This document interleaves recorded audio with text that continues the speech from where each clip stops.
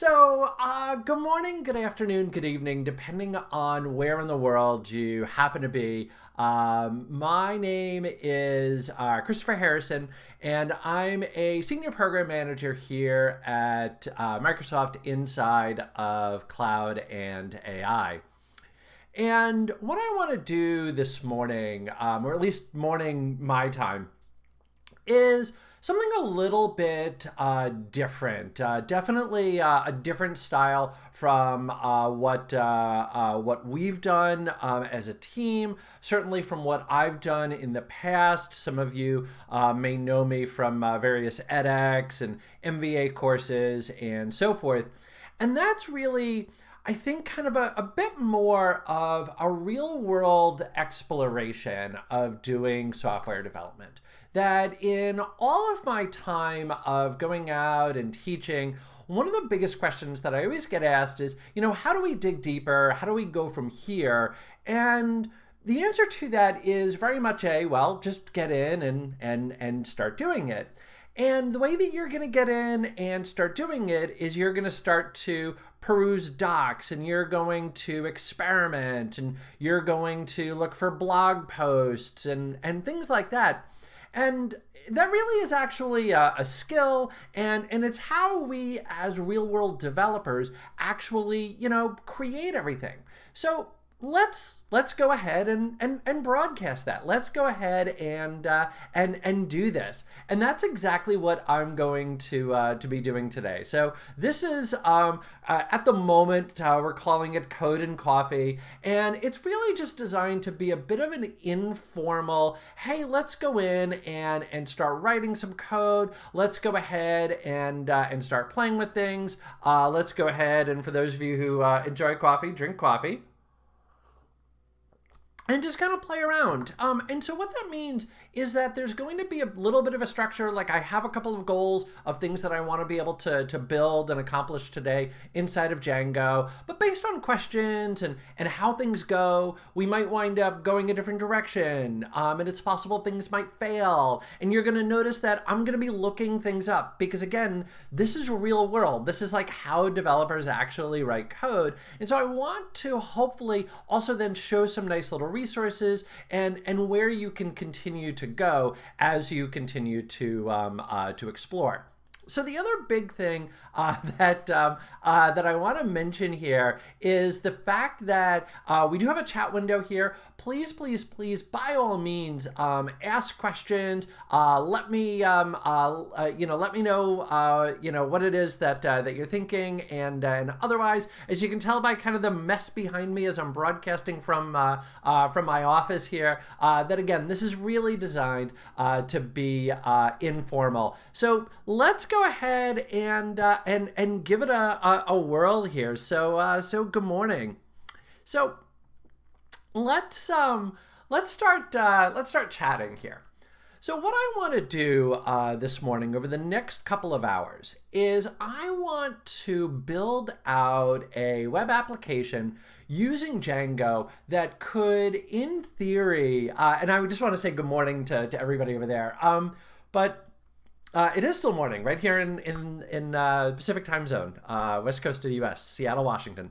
But yeah, so what I want to do this morning is I want to start to create a pet adoption app. If you know anything about me, you know that I'm proudly the parent of a quote-unquote four-legged child. We have a rescue dog. She's mostly Amstaff with like a little bit of lab and a little bit of Boston Terrier, and definitely a whole lot of personality built into her. And if you want to see pictures, you can go look on my Twitter, go look on my Instagram, and see pictures over there. But that really is a passion of mine. So I want to use that as a bit of a framework for going in and exploring Django. That if you're going to explore, I think, any type of framework, you need something to build. And so this is what it is that we're going to be building. So over the next 2 hours, this is really what I want to try and accomplish. Is I want to bootstrap the site using Django. I want to set up the initial models. So just like a little bit of basic structure. So we'll create like a dog, we'll create maybe breeds, we'll go ahead and create shelters, whatever it is that we might want. Then we'll go ahead and set up the initial database. We'll go ahead and create an admin user and start to explore a little bit of the data. We'll set up a couple of views. We'll set up a list view. We'll set up a details view. And that will be our main core like development. And we'll be doing all of that in like SQLite and things like that. And then we'll go ahead and set up a real database, get our application prepped for that. We'll go ahead and get everything ready for deployment. And then finally, we'll push everything out into Azure. So that's going to be the goal for the next 2 hours. As I highlighted at the outset here, we absolutely are going to go in and poke around inside of documentation. There's a couple of things that I want to show off inside of there. We are very likely going to make mistakes and have things go not quite the way that we were expecting. You will probably see me live debug. All of those different things are absolutely going to happen because we're really cooking here. Like we're really going to go in and write code. So let's talk a little bit about Django here, which is going to be the framework that I'm going to choose for this application. And so the question becomes, well, why Django? Like why are we using Django? And the reason that we're using Django is because it's a great application for doing create, retrieve, update, delete. It's a great application for creating CRUD applications, the CRUD, CRUD applications. Because again, and I've said this many times, is when you think about it, a lot of the web applications that you're going to be playing around with are really going to be a front end to some back end database. And there's nothing new that we're ever trying to create. That is an old buddy of mine likes to say, we're not launching rockets here. Whatever it is that we're doing, somebody else has already done. So let's take advantage of what it is that somebody else has done. Let's take advantage of what it is that we've built. Like everybody's created a list view. Everybody's created a create form. Like this is something that every web developer has done. So rather than going in and doing that same thing over and over and over and over and over again, let's go ahead and take advantage of a framework that will do that tedium for us, and that way we can focus in on the actual problem space. So that way we're not having to start creating a whole bunch of SQL queries. We're not having to create a whole bunch of just like boilerplate code, that we can let a framework do it for us. Now, don't worry, like we're not necessarily pigeonholed here. If we want to go in and gussy things up and make things fancier and write code and do all of that, Django can absolutely support that. But the great advantage to Django is all of those little things that we don't necessarily want to have to worry about, Django will go ahead and take care of for us. And that's really why I'm a huge fan of Django. And that's also not to mention the fact that there's a fantastic community that exists around Django. There's a whole bunch of great little plugins and extensions and so forth that you can go out and get, because again, we're not launching rockets. A lot of people have had the same problems that you're having. So let's take advantage of what it is that they've built here. So I'm thrilled to see people coming in and saying hi from Poland, hi from the UK, hi from London. Hello, everybody. Good to see Steve's coming back here. I saw you the other day. That's fantastic. So yeah, let's Django. Cool. All right. So let's explore the website here just a little bit here.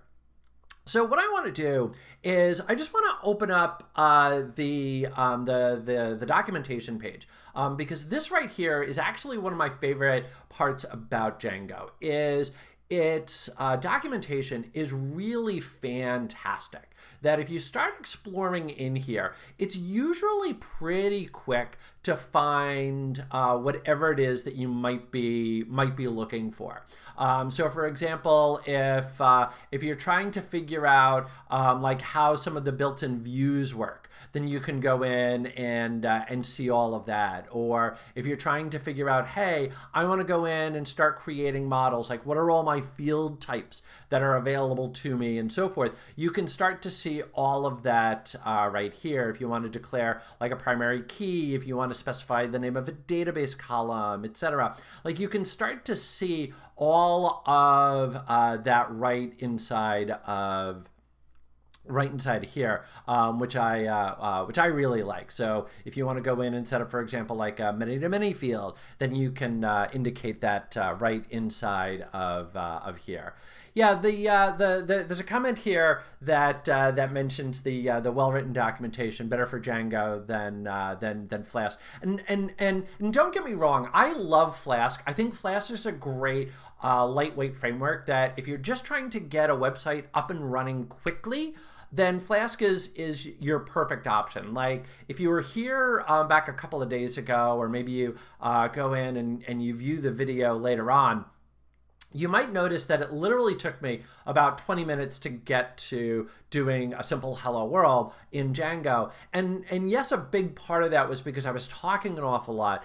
But another part of that is because there actually is just like a little bit of setup that needs to be done with Django that doesn't need to be done with Flask, because Flask is such a lightweight framework. It very much is a just, hey, do whatever it is that you want. So it's a real quick, just install a package, like 5 lines of code, boom, I'm done. With Django, there's a bit more heavy lifting that needs to be done, that I need to install it, I need to set up a project and set up an app and write a bit of code and so forth, because Django is just not built for that. But with that, I am going to get a lot of additional functionality as well there. So yeah, that's a perfect question. I see there, why would I use Flask over Django? That's exactly it. That I spend a lot of time at like student hackathons, for example. I see a lot of students using Flask because of that very reason, just because it's a real light framework and it sort of gets out of the way. So cool. Yeah. All right. So let's go ahead and then start taking a look here. And I'm going to do all of my code inside Visual Studio Code. And I'm going to be honest with you here. The reason that I use Visual Studio Code is because I love Visual Studio Code. This has nothing to do with the fact that this is a Microsoft product. In fact, you're going to notice I'm doing Django here. So I'm obviously not tied to everything that is Microsoft for me, my own personal development, but I love Visual Studio Code. There's a lot of great functionality that's built into here. And one of the biggest, and I think it's off of the view as well. Yeah, I'm going to bring up a terminal window here. And I always do this with a shortcut key of just Control backtick, and this is going to now bring up my my terminal window, and this will then give me access to the command line, and I'll be able to do whatever it is that I want. Now I also want to highlight here that I'm doing all of my dev work using WSL2, Windows Subsystem for Linux 2. And the reason that I use WSL2 is because Python is really built for Linux. And so being able to kind of run and work in Python in the environment that it was designed for, I think just makes things easier. I find less quirkiness when I'm doing things this way. So I really do like WSL2. For the time being, you are still going to need to set up your Windows into the Insider program. It's just a real quick little bit flip, and then you have to just wait for things to install. So for right now, you have to do it for WSL2, but it is going to be part of an upcoming release of Windows, and it is going to make things much better. Okay. Yeah. So I'm just sort of keeping an eye on the chat as well. I do want to call out Megan, who is one of my fantastic teammates. All of my teammates are fantastic, but she's one of my fantastic teammates. She's based out of the Bay Area, and she will also be answering your questions as well. I will say I do my actual dev in dark mode, but I find when I'm doing presentations that light mode just works a bit better. Oops. There we go. Why am I not? Control K, Control T. There we go.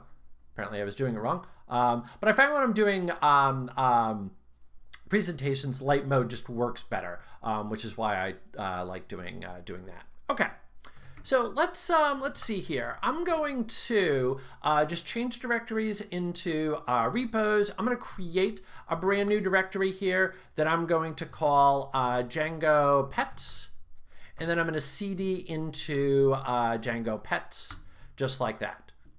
Okay. Now, I can open that up inside of code, make sure that I'm opening that up as well.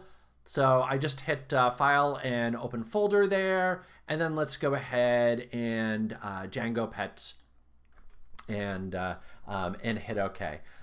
Somebody says they've never seen Visual Studio in light mode.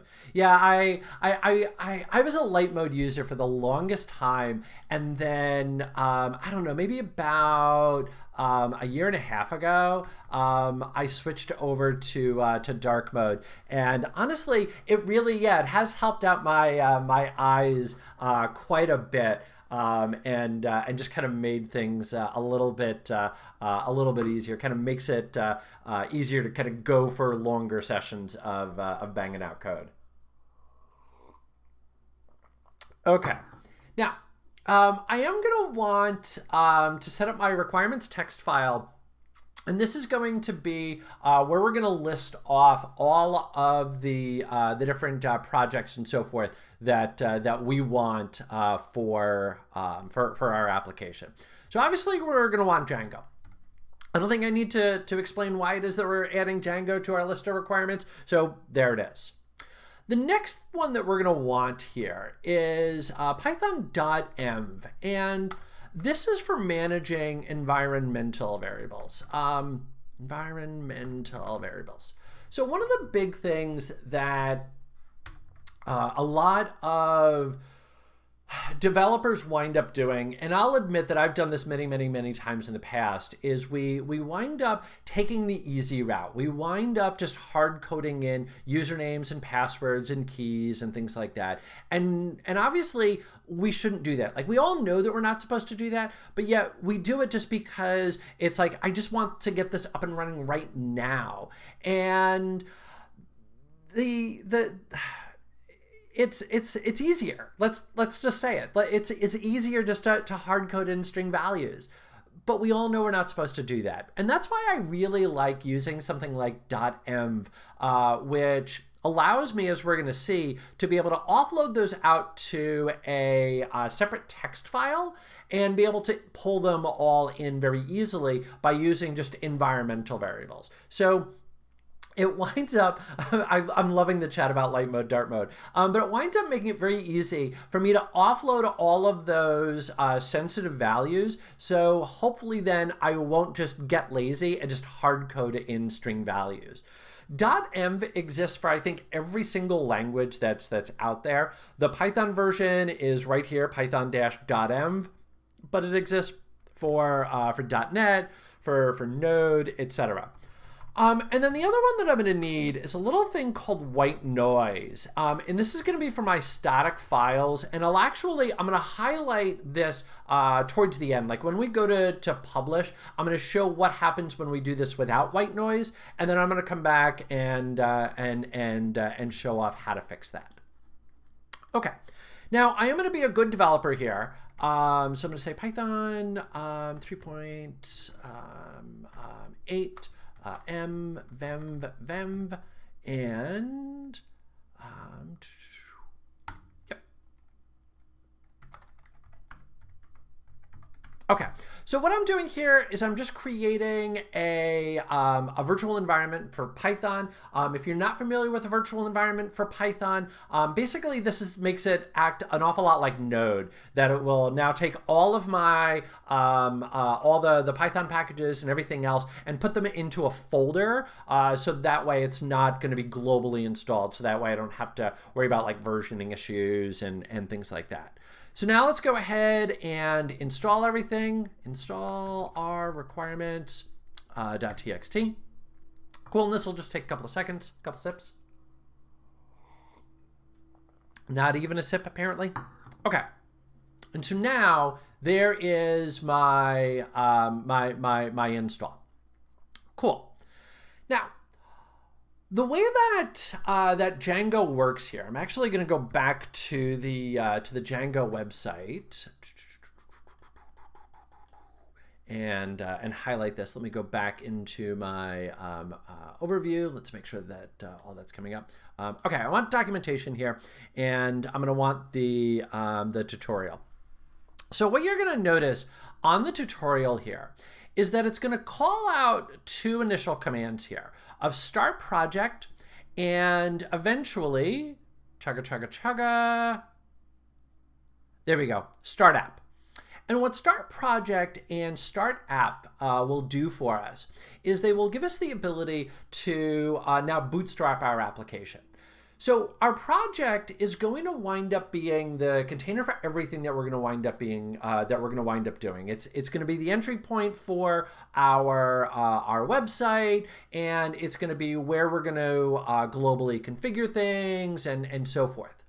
Meanwhile, our app is going to be where our code actually exists. So when we go in to add our models and things like that, we're going to do all of that inside of our app. And so fortunately, we've got a great little command line utility here called Django admin that will allow me to set all of that up. So I'm going to say start project here, and I'm going to give this a very basic name of Django. Actually, I'm going to say start project. What do I want to call it? I'm going to call it Django Pets. And then I'm going to end this here with a dot at the end. And that's just going to tell it to install in the current directory. If you don't do that, then what's going to wind up happening is it will wind up creating a brand new directory here. So now I've got things buried like, 5 levels deep, which is not really what I want typically. So just get yourself into that habit of Django admin, start project, Django pets, and then just hit enter. It's not a valid name. Fine. How about Django pets without the dash? There we go. Okay, cool. Hello everybody. The activity bar on the right is tripping me out. I hope in a good way. Yeah. Okay. So let me come back over here into my code, and let's explore what we've got here. So what we've got up at the very top here is my manage py file. And my manage py winds up becoming the core entry point into my application, so that everything that we're going to be doing is actually all going to be done through manage py. So, Mike, nice to see you over there. I hope you and your family are staying well. Okay, so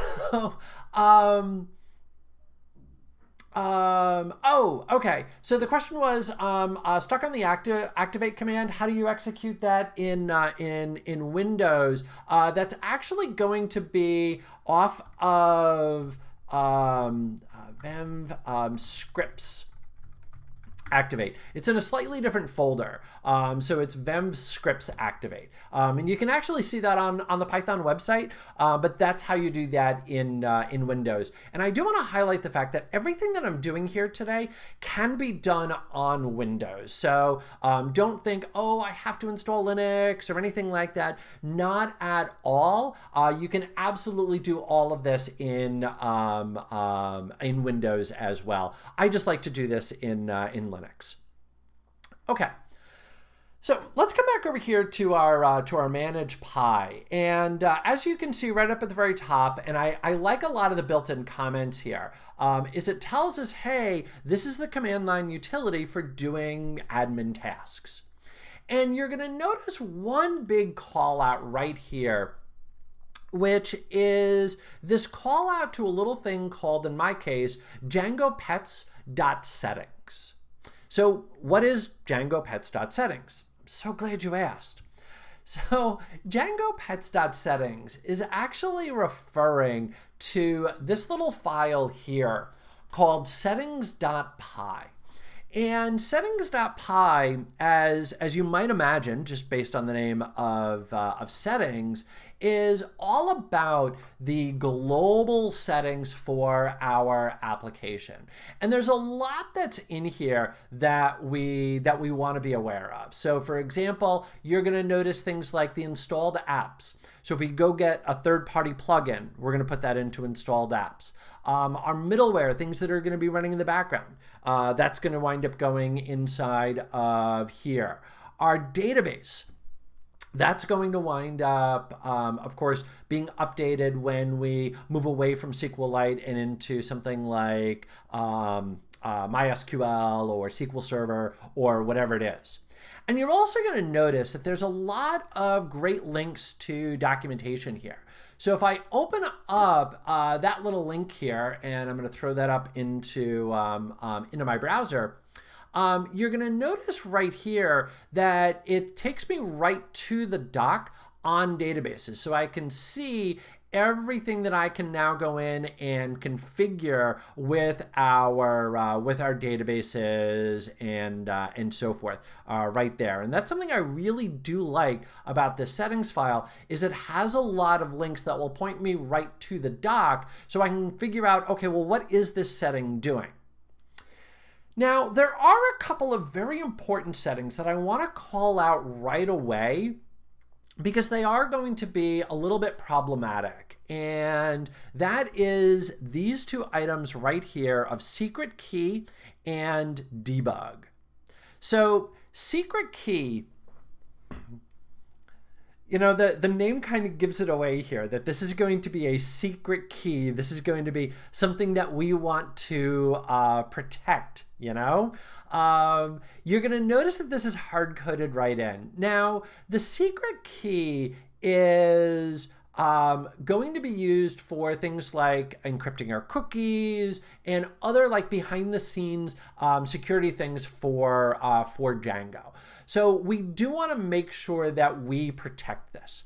It's hard-coded in by default, mostly just because Django needs to do something here. It needs to have this key, so it hard-codes this in. We're going to need to offload that, and we're going to do that here in just a couple of moments with .env.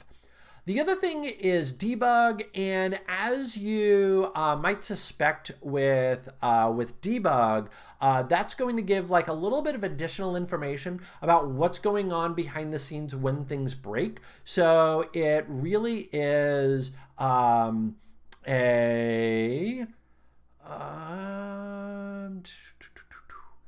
give me 1 second here. Blunk. There we go. Okay, so the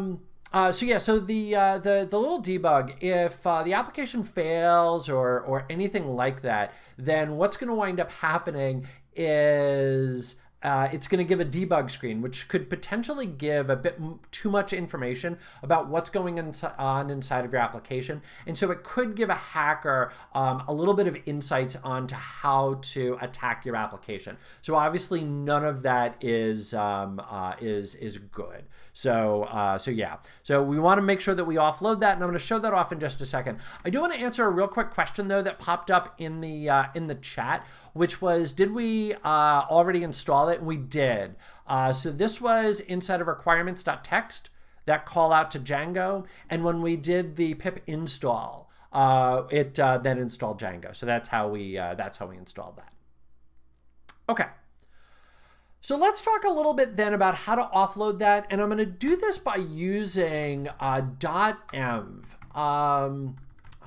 Import load.env, and then I'm going to say load.env. Okay, so here's what's going on. So .env is going to give us the ability to offload key values into a little file over here that we're going to call creatively .env. Now, what this little command right here is going to do from that .env package is it's going to look for a file called .env. It's going to take all the values that are inside of there and set them as environmental variables, which is fantastic. But what's also wonderful about .env is that if we do set an environmental variable, which we'll do when we get into app services or wherever it is that you happen to be deploying it, then the actual environmental variable that you set would override anything that's here. So what's great about this is that I'm going to be able to write my code and know that this will be able to read the appropriate value regardless of where our application is going to be running. So the end file is like Docker Compose. Yeah, you could absolutely see it that way. Is .env just a text file? It is. Which does lead me to kind of the next point here is let's talk a little bit more about security. So I'm going to be putting potentially sensitive information into this text file. And so there is a little bit of okay, well, what's going to be the appropriate level of security for me? Well, the couple of values that I'm going to be providing inside of here are not going to really be attackable per se, because it's just going to be running here on my system. But if I was going to be storing username, password for a database that I cared about, or things like that, then I would really want to go one step further here and potentially encrypt this file. And if you head on out to the interwebs, you will find a whole bunch of different packages that will give you that ability to do like some streamlined encryption and things like that. And I would also highlight the fact that Azure does offer a really nice key vault to manage all of that as well. In my case, I'm not overly concerned. I want to make sure that I'm doing this properly, which is why I am using .env. But the fact that this is going to be a text file on my local system, this is not going to be deployed, is going to be okay with me. Still not necessarily the highest level of security, but it's going to be a good enough level of security. I'm going to be okay with this. All right. So let's go ahead and save my manage Pi. And then what I'm going to do is I'm going to please use dark mode. Light attracts bugs. That's funny. I like that. That's hilarious. Yes, this is all going to be recorded. Okay. Let me go ahead and say secret key equals. And there's a couple of special characters in here that are just throwing things off. So I'm just going to do a little bit of cleanup on those. That's all fine. Cool. Okay. What the secret key actually is really doesn't necessarily matter as long as there's some level of uniqueness to it. So the fact that I got rid of a couple of characters isn't going to impact anything. So let's say get env and then secret key, just like that. Okay, same thing with our debug. I'm going to go ahead and for right now say debug equals true. And let me go back over here, and I'm going to say os.get.env and then debug. Okay, cool. So now I've properly offloaded those out to .env. By the way, there's like some landscaping and things that are going on behind the scenes here. I don't know if anybody can hear that bit of background noise, but I do apologize for that. There's a question here that asks, so the web server is not serving .env in case someone wants to get it right. So it's still secure enough. Okay. So one big thing that we're going to wind up doing here is we're eventually going to set up a git ignore file. And on our git ignore, one of the first things that we're going to list is going to be that .env. So this .env file is going to stay right here locally on my system. It's not going to go.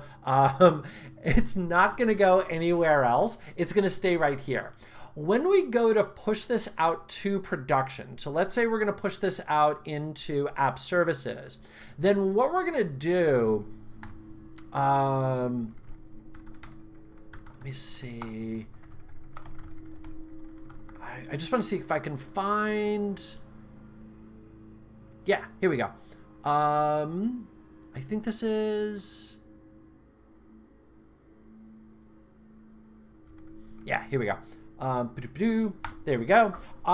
So yeah, so I just pasted in a real quick doc file here that talks about app configuration. And so what app configuration will allow me to do is to set environmental variables inside of the application itself. So now app services is going to protect those values for us. So nobody will be able to access those unless they have username and password for your website.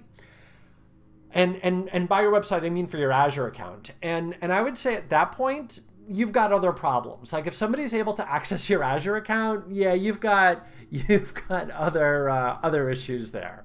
So yeah. I love the comments on the themes there. Okay. So yeah. All right. So let's head back over here to our settings pie.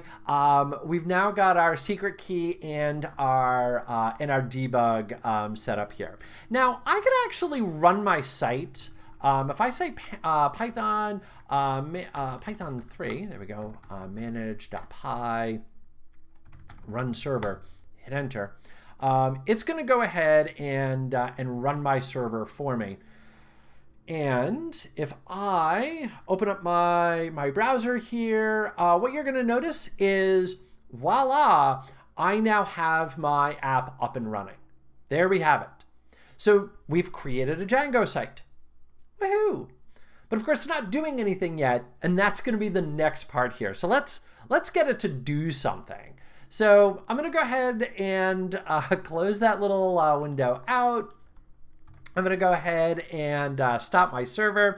And now let's go ahead and now create the second part here, which is going to be our app. So I'm going to say Django admin start app. And this is going to be, I'm going to call this adoption. Okay. So let's talk a little bit then about what an app is in Django. An app is going to be a spot in which all of our code is going to actually now run. So this is where we're going to create, for example, our models. This is going to be our data. This is going to be what it is that we're going to be working with. It's also going to contain our views. So this is where we're going to indicate what it is that we want to have happen when people connect to our site, what code it is that we want to run in response to things. We're going to have a great little admin page that we're going to be able to use here. And you're going to notice eventually here that we're going to register all of our models inside of here. And then last but not least is going to be this apps.py. And this is now what we're going to use to register this inside of the project. So there's a question about when to split apps into two, and that gets really tricky. I'm trying to remember. I want to say that there's a nice little doc on that.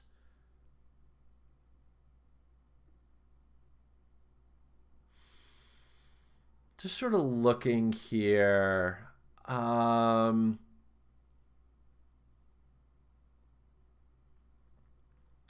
Yeah, I know that it exists. I can't remember where it is off the top of my head. It's a great question though. So in a nutshell,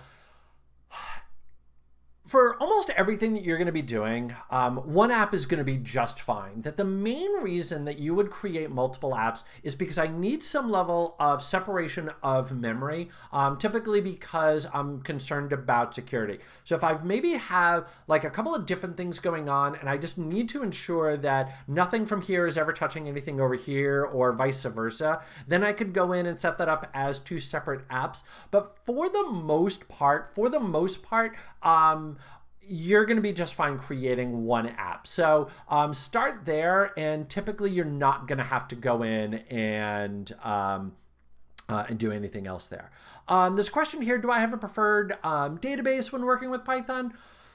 Not really. I like MySQL. I really love SQL Server, but I will also admit that when you go in and start poking around for plugins and drivers and things like that that work with SQL, you sometimes have to dig a little bit more than you would for MySQL. So for example, if we go in and we take a look at the databases here, and I bring up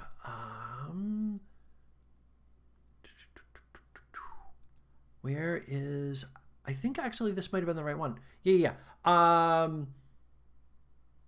Nope, that wasn't the one that I want. There is a doc that I want. Here it is, supported databases. Yeah, so if you go in and take a look at like the supported databases, for example, inside of Django, what you're gonna notice is the fact that it's got Oracle, it's got MySQL, it's got MariaDB, and it's got Postgres. SQL isn't listed here, which is not to say that SQL does not work with Django. It does. It's just that you have to go out and get a third-party plugin to actually make it all work. It does work, but there's just a little bit of extra work that needs to be done here.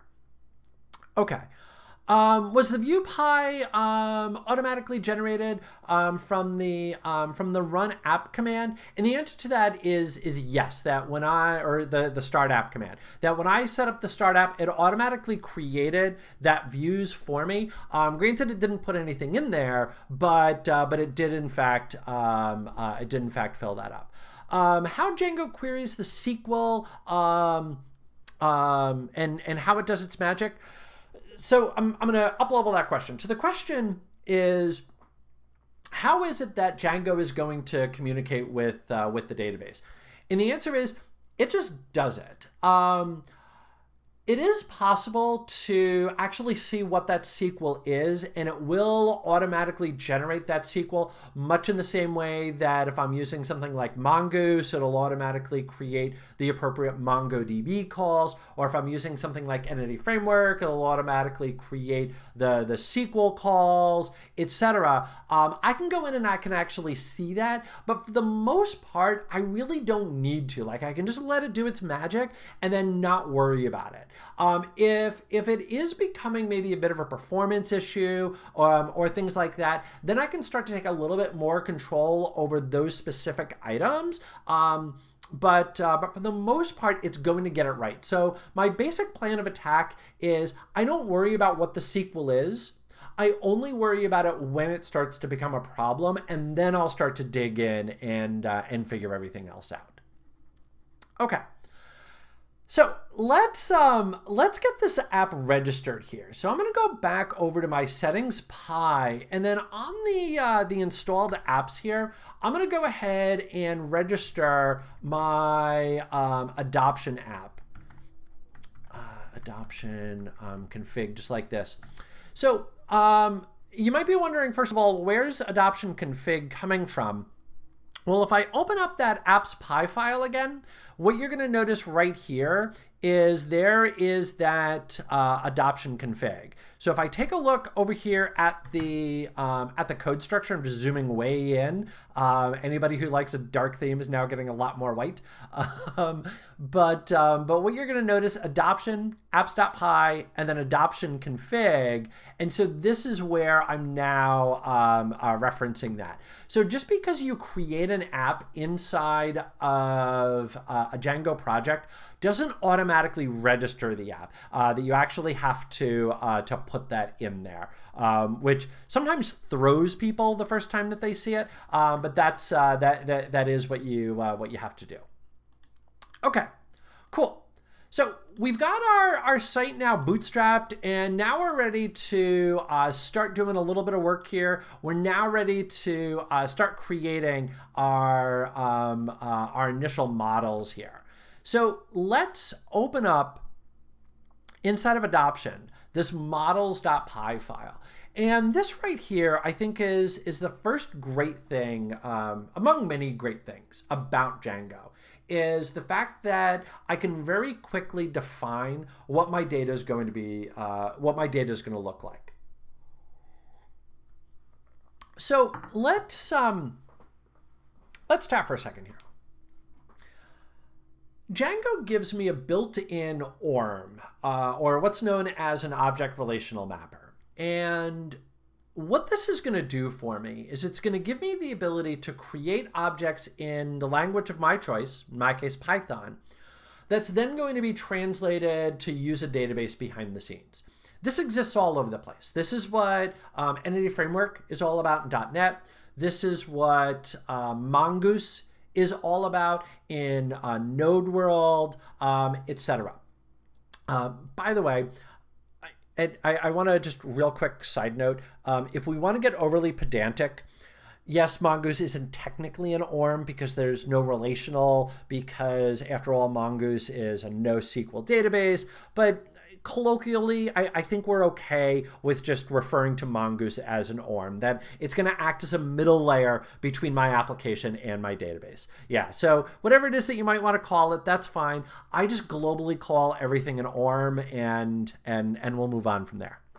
Okay, so what I want to do now is I want to start to set up my my app, and I'm gonna keep it a little bit simpler here. I'm gonna just create two classes here. I'm gonna create one class that I'm gonna call Shelter, and what I'm gonna do is I'm going to inherit from model, and what model is going to give to me is a lot of built-in functionality, a lot of built-in capability to automatically now act as that front end to my back-end database. We're also going to see that it's going to give me the ability to do queries and things like that. Now, I want to define my data structure here. So if I'm talking about a shelter, it might have a name, for example. Now, my name is going to be some data type. And you might be wondering, okay, well, what data type is it that we might have here? So let me bring up one more time here the docs.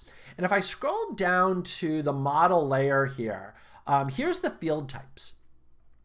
And as I scroll down into the field types, here's the main spot that I want you to notice is that we've got things like binary field. So for, just a bit value. We've got things like char fields, which as we're going to notice is going to be a single value. We've got things like choices. We've got things like floats. We've got things like images, etc. So I can go in and now define what I want my data to look like. So in the case of a name, this would just be a single value, or a single line value rather. So this is just going to be a car field or char field, depending on whether or not you pronounce that ch as hard or soft, which is sort of like having the GIF debate. I personally say GIF hard G, but at the same time, I also find myself typically saying char field, even though I know it's short for character. So I really should be calling it a car field, but I don't know. I still say char field. Anyway. That's just me. Now I can now start adding in all sorts of different bits of validation here. And this is actually a really important security thing where, let me open up char field here. And you're going to notice that it has the one requirement here of max length. And then if you start to kind of poke around a little bit, you can start to see all the different validators and so forth that are available to you inside of Django. One very big thing is the fact that we want to make sure that we're always validating our data. Like one big security thing when you're working with data that's going to be input by the general populace into your application is we want to make sure that they're putting in the right data. And this is both from a security perspective to make sure that we're only getting the values that we want, but this is also from a data cleanliness standpoint that Megan, for example, does an awful lot of like data science and those types of things. And she will tell you the amount of time that data scientists wind up spending having to go in and clean and cleanse data because people weren't as careful as they should have been about making sure that all the data that was coming in was in fact valid. So we want to make sure that we specify this. We're also going to notice later on when we start to create forms and so forth, and this will be a later session that we'll wind up doing, is that we can read these validators so that way we can do client-side validation as well. So validation is a really important point when you're working with data. And so fortunately, that is actually built right in here. And so I can also go in and say something like this, where I'm not going to allow this to be blank. I'm going to be a little bit lazy here with my address, and I'm just going to set this up as a text field, which is just multiple lines of text. And I'm doing that just because it's just going to be something simple here. So I'm just going to say max length of, let's say 1,000. And then I'm also going to set that up as blank equals false. Okay. So now let's go ahead and say class pet. And we'll say models model. And let's go ahead and say, for example, like the name of the pet, models, char field. And then we'll go ahead and say max length of, let's say 50, 40, whatever it is that comes off of my fingers there. We'll say blank equals false. And then maybe breed. And, you know, this is where, and I'm just going to kind of pause here, that you could really start to dig a lot deeper into the different options here. So there is,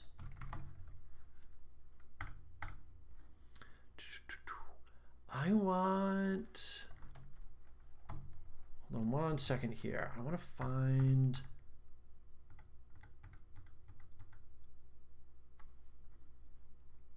so I'm looking for one particular, yeah, here we go.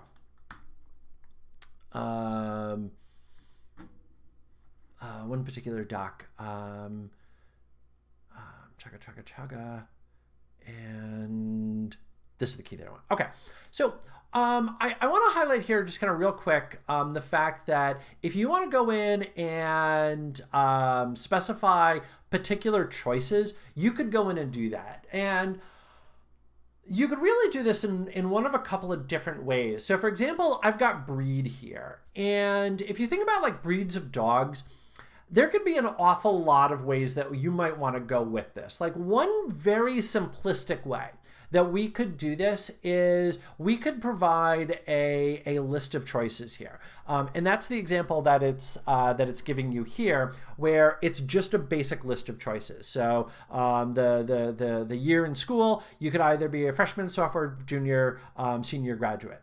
And this works really well, this type of choice where you're hard coding it. If you know that this is something that is literally never going to change, or that it's so unlikely that it's going to change, that I'm okay with having to go back in and update the code later on to have to deal with that. There's also a little bit of a performance boost here because it doesn't have to go back to a database and go get that from there.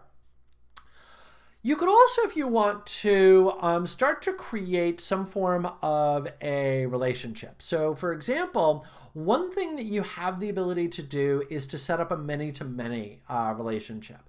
And this is probably going to be the best option. I'm going to go ahead and do it this way. Hey, again, we're really cooking here on the show. So I'm literally making this decision right now to go down this path. So one more time, I don't guarantee that this is going to work successfully for us. But when you think about, for example, our problem space, which is shelter pets, typically these are going to be some form of a mutt. They're going to be some form of a dog that's going to have multiple breeds. So we might want that opportunity to be able to select multiple. On top of that, if we think about breed and we're thinking about creating this website, we might want to add on a little bit more information. Like we might want to be able to add on things like description, things like average weight, etc., and be able to update that and so forth. So maybe having breed back here, I'm just going to go into code as a separate class.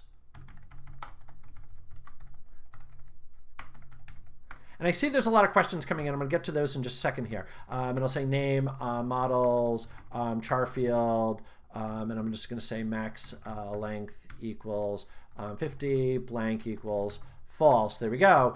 And then now I could come down here and say models, and then many-to-many field.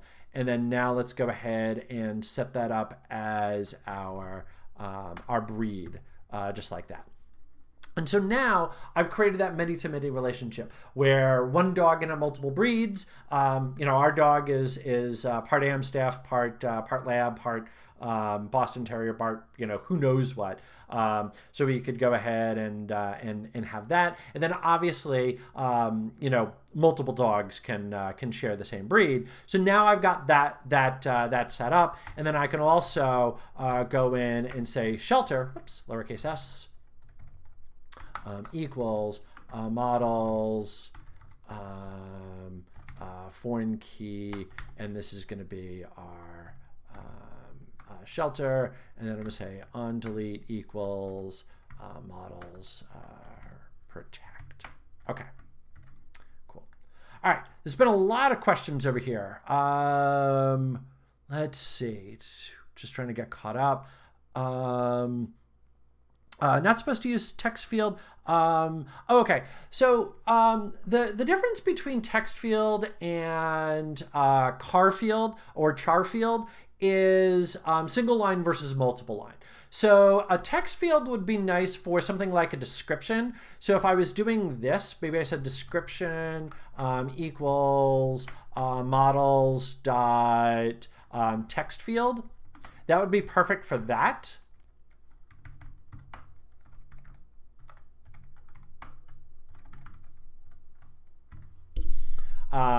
That would be perfect for something like description where I want multiple, but a char field is perfect for when I want single line. So something like name and title and street address and city and all that good stuff. So that's really it. Okay.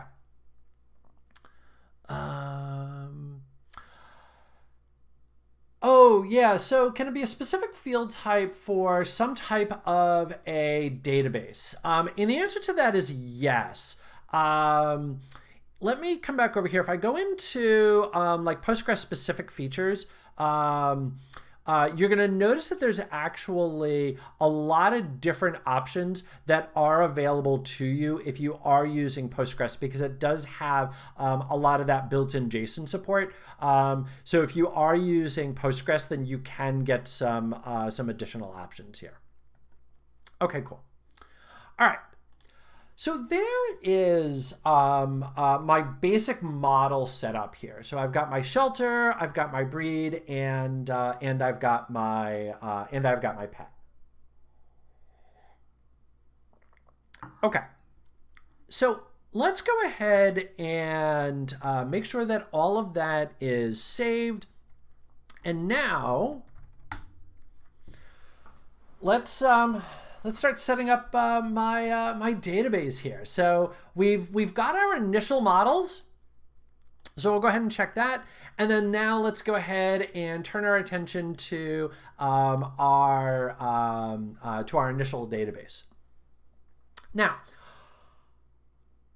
when you're talking about Django, you can actually use really any type of database it is that you might want behind the scenes. So if you want to use Postgres, if you want to use Oracle, if you want to use SQL Server, if you want to use MySQL, all of those will work fine.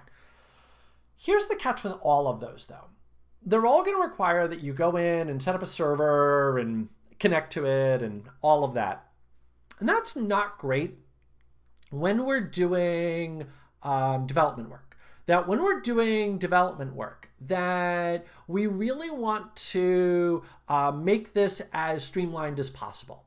And this is where SQLite comes into play. And in fact, by default, Django supports SQLite. That's actually the default database that it's going to use here. And SQLite is wonderful because it's just a file. That's really all that there is to it.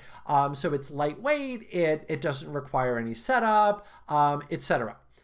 Now, it's not going to be exactly like a database. You're going to notice it highlights a couple of things here that SQLite does that other databases don't do.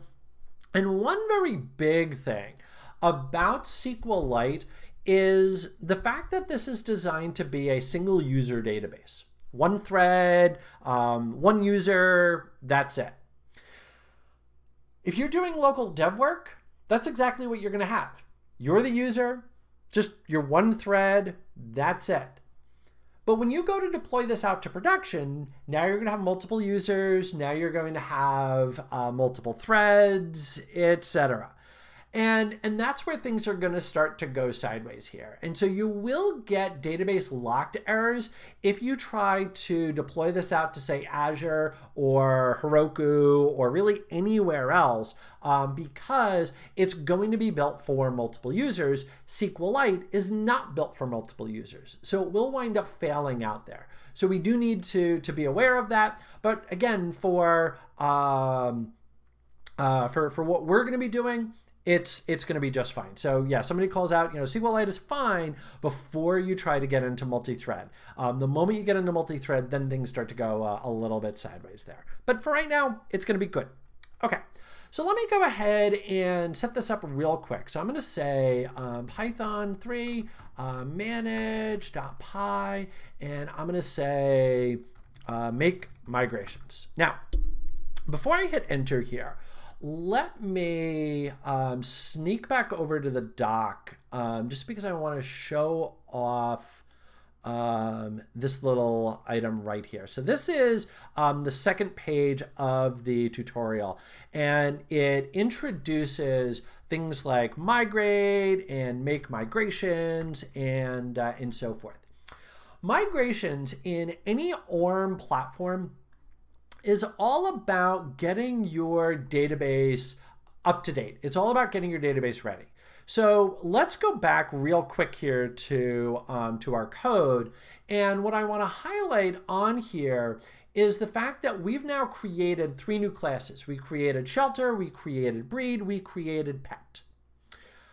Eventually, we want those inside of a database. So basically, we want 3 tables. We want shelter and breed and pet. And I could go in and create those on my own. And again, if you go take a look at the Django docs, it will actually kind of show you how you could create the database on your own and then go ahead and connect Django to it. But that's not really the way that Django is built. Django is really built to give you the ability to modify and work with the database directly through Django. And it does that through migrations. So I'm just going to make migrations here. It will look at my code and go, hey, we've now got a couple of brand new items here for breed and shelter and pet. And in fact, you're going to notice that it even generates the Python code on how to go in and set all of that up. And so you'll notice, for example, that it's already adding in an ID or a primary key field for us. You'll notice that it's automatically setting this up as an auto field, so an auto count field. And eventually, this is going to be converted into the appropriate SQL. And it will be converted into the appropriate SQL for the database that I'm going to. So if I'm going to MySQL, if I'm going to SQLite, it will convert it to the SQL that's appropriate for that, which is fantastic.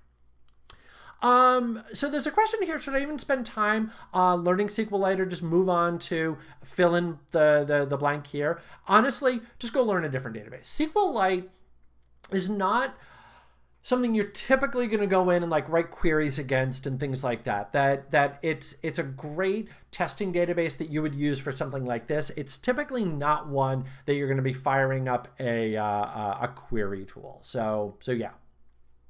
Okay. So now I'm going to make my my database by just simply saying Python 3 manage py migrate, and then voila, it now ran a whole bunch of code here. And you might be looking at this and going, wow, that's a lot of migrations. Where did it get all of them from? I just made one. Well, a lot of these are actually built into Django. That if you take a look here, you're going to notice that there's things like admin. More on that in just a couple of minutes. You're also going to notice that there's things like content types, and you're going to notice there's a lot for handling auth. Django has built-in authentication authorization. So if you want to allow users to access your site using usernames and passwords, there's literally nothing else that I need to add to my application outside of an initial registration page. And then obviously start to mark pages as requiring login or not requiring login and so forth. But otherwise, all of that's built right in. If you want to incorporate something like Microsoft authentication, maybe Facebook auth, Twitter auth, etc., you can do that. And there's a lot of great places, there's a lot of great packages that will allow you to do that. And we're going to explore that a little bit later. So that's where all of that comes into play. There's a question there, is there any way to see the database tables? And there is. There's a little browser. There's a SQLite browser. Let me see if I can't real quick. SQLite browser. Yeah, here you go. Yeah, there's actually a little SQLite browser that will allow you to go ahead and explore the tables and see all of that. Okay, cool. So now that I've created all of that, let's go ahead and just real quickly kind of see all of this behind the scenes. And I want to just set up a shell for Django here. So I'm going to say Python 3 manage.py shell, and then I'm going to say from adoption models import, and I'm just going to grab my shelter here, just because that was sort of the simplest one. And then I'm going to say shelter equals shelter name equals just going to make up a name here. Okay. Don't worry, I'm going to talk about what I'm doing here in just a second. All right. Just kind of moving that up here. Okay, so let's talk about what I did. First up, one of the things that you can do with Django is just get a shell for Django. And this gives you the ability to basically just play in Django land, if you will, and be able to modify items and so forth. And the big thing that you're able to do inside of here is you're able to now play with that Django ORM, and that's exactly what I'm doing here. So you're going to notice right here that I've got a little bit of just normal Python. So from adoption.models, adoption, models, import shelter. And shelter, of course, is the name of one of the classes that we created. Oh, that's interesting.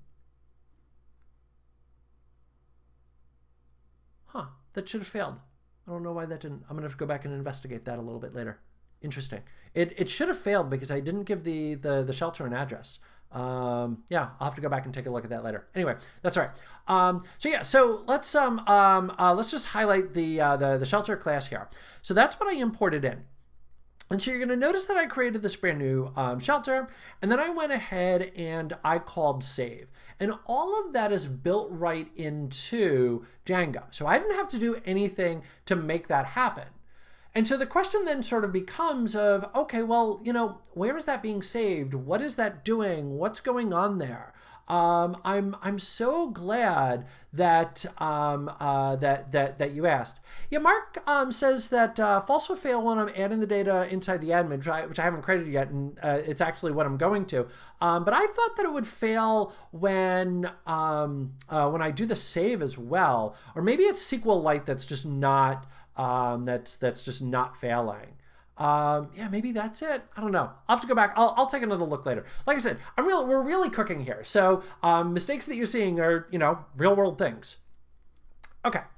In any event, let's go ahead and exit out of this. And I'm just going to clear my screen, and I'm going to go back into Python 3 manage.py, and I'm going to say create super user. Has to be pronounced like that. Super user. So let's talk a little bit about working with Django data after a little coffee. So I mentioned at the outset here, we're not launching rockets here. That whatever it is that we're trying to do, somebody else has already done. And what we're trying to do is we're trying to create a CRUD application, create, retrieve, update, delete, where this is now going to act as a front end to a back end database. And when you think about that type of an application, you're almost always going to need to provide some level of back-end access to that, some form of admin access to that. And anybody who's had to create that type of an application knows how tedious that can be. And that can be really tedious when you're talking about a lot of little pieces of data. So let's say that I'm just trying to create like a conference app, which is one of my biggest struggles in creating websites was actually just creating a conference app. And this was long before I discovered Django, because there's a lot of like little pieces of data that need to be worked with. So you think about like all the categories, you think about session submissions, and then people having to go back and approve those and so forth. And those are all different things that business users need to it's a lot of things that business users need to be able to do, and then I need to go in and create pages for all of those little pieces of data. I need to control permissions and so forth and so on. Django, fortunately, will allow me to do all of that without having to write that code, that it comes with a lot of this functionality built right in. And the core of all of this is going to be an admin page. Now, in order to access the admin page, I'm going to need a user. So I'm going to create a super user here. And this is going to be my, my main admin. A super user is going to have full control to do everything.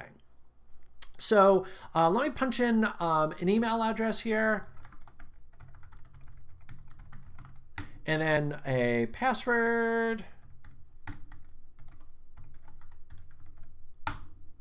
Yeah, I knew I was going to fail on that.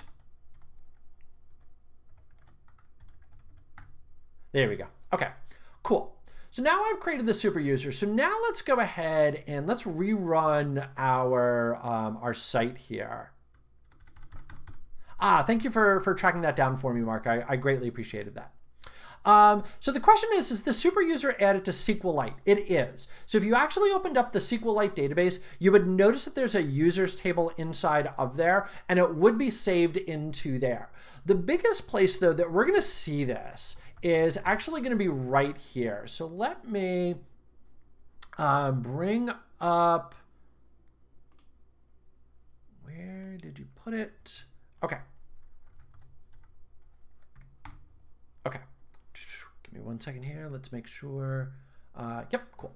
Okay, so let me bring up the website again. So we've seen this already, but now what I'm going to do is I'm actually just going to add in an admin right at the end here. And now I'm getting this Django administration. And I want to highlight the fact that I didn't create this. Well, I did, but I didn't. I didn't write any code for this. All that I did was I just set up my Django project and my Django app. And in doing that, it automatically gave me this administration page. So there was a question in here, you know, about everything that you need as far as like structure and everything else with the Django application, and sort of like the initial bootstrap work that needs to get done.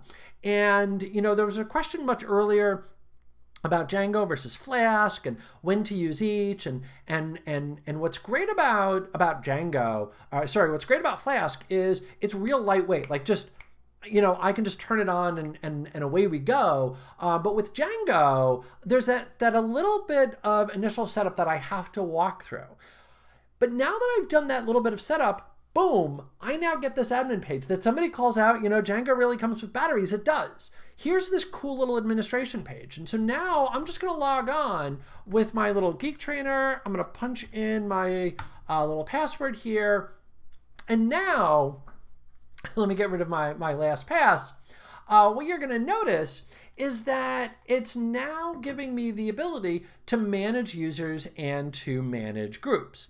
Now it's giving me that because I'm a super user, because of the fact that I'm a full admin. But it's actually not just that I can manage other users and groups. Let me come back over here to my code and let me open up my admin page. And so now what I'm going to do here is I'm going to say from.import models. And now I'm going to register all of my models on that admin page. And I'm going to do that by saying admin.site.register. I'm going to call out a really common mistake, one that I honestly make quite a bit. The command here is not admin.register. Instead, it's admin.site.register. It's admin.site.register. So I'm going to come back over here, admin.site.register, and I'm going to say models dot, and I'll say breed, admin site register models, and I'll say pet, and then admin site register, and then I'm going to say models and shelter. Okay. 4 lines of code. Just 4 lines of code. I save that page. I'm going to come back over here and I'm going to hit refresh. And now you're going to notice that I've got breeds, I've got pets, and I've got shelters right here on my admin page. And if I open up shelters, what you're going to notice is that I've got shelter object 1. Okay, well, that's not the best name, but we'll talk about how to change that here in just a second. And when I open this, you're going to notice that I've got my little name and I've got my address field right here. How amazing is that? How cool is that? Now, I don't like this little shelter object 1. Not a problem. I can fix that. I'm going to go back over here to my models, and I'm just going to use normal Python. One of the things that you get in normal Python is this little string. So what I can do is I can just simply say return self.name. And I'll say, actually, I think, oops, I don't need the second return there. Yeah, I can do that on all 3. I'm just going to make my life a little easier here. Boom, boom, boom, boom, boom, boom, boom, hit save. And now let's go back to my little page. Let's go ahead and hit refresh. Boom. There's my little Seattle rescue. So now what you're going to notice is that all I did was I just updated that little str. And so anytime it needs a default string, this is now what it's going to display out. That's pretty slick. That's pretty slick. Now, I also want to go back and let's create a brand new little breed. So I'll give this a name of Amstaff, incredibly sweet dog, and we'll go ahead and say save and add another, and we'll say collie, super smart, and we'll hit save. There's my collie and there's my Amstaff. Let me go back over here to adoption and let me go into pets and let me add a pet. Look at this, Amstaff and collie right there. So now I could go in and I could say, for example, Sammy, name of our dog, Amstaff, choose the shelter, boom, just like that. So there is, there's the admin site. And what's also great, and I'm just going to close off the admin site with this, is if I go into my user here, and I'm just going to open up Geek Trainer. Let me just scroll on down. What you're going to notice is that I get a lot of great control over individual permissions. So if I want to control who's allowed to add pets, view pets, etc., I can do all of that right here, which is pretty mind-boggling if you ask me. It's pretty slick. I love that. Cool. All right. So there is our little admin site, and we've also already explored the data. So I'm going to go ahead and check both of those. Now, I'm going to feel a little bit like an infomercial because honestly, this is, one of those moments where I could just, walk away and everybody would be blown away by Django. And there's very much but wait, there's more, that there's a lot of additional features and functionality that we're going to be able to take advantage of here, which is what we're going to take a look at in just a second. There was a couple of questions in here. Can I elaborate later on about pros and cons of class-based view versus function-based views and so forth? I'm actually going to come back in a few weeks, watch this space, and dig a little bit deeper into both authentication, authorization, and also into doing those types of things. So I'm not going to answer that for right now, but come back in a few weeks and we'll talk a lot more about that. Can I disable the admin page?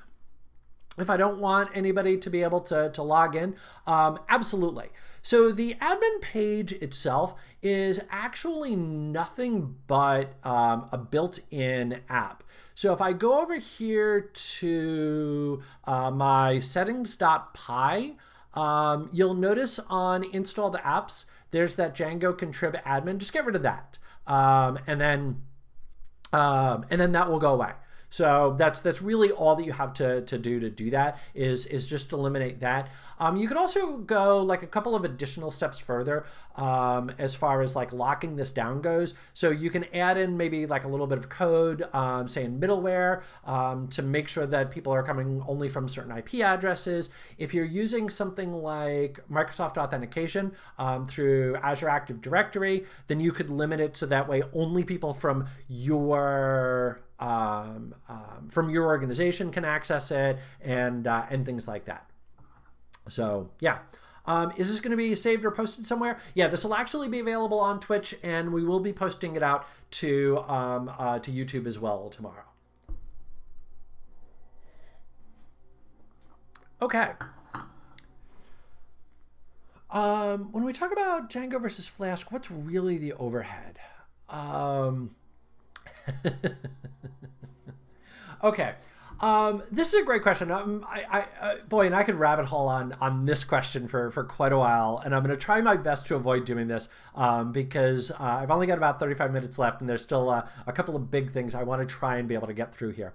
So the question is, when we talk about Django versus Flask, what's really the overhead that we're talking about here?